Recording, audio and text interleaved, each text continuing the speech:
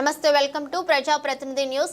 నల్గొండ జిల్లా మాడుగులపల్లి మండలం కొత్తగూడెం వద్ద అద్దంకి నార్కెట్పల్లి రహదారిపై అగ్ని ప్రమాదం జరిగింది.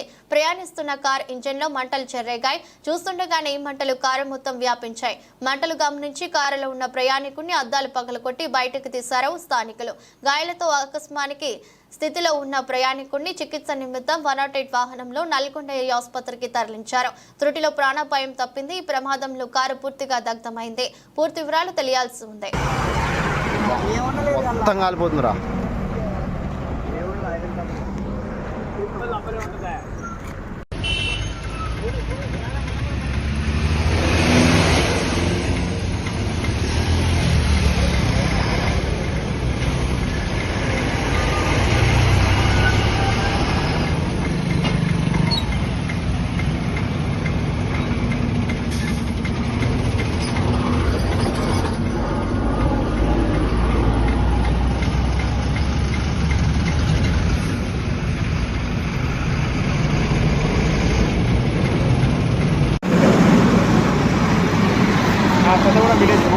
గోదాం దగ్గర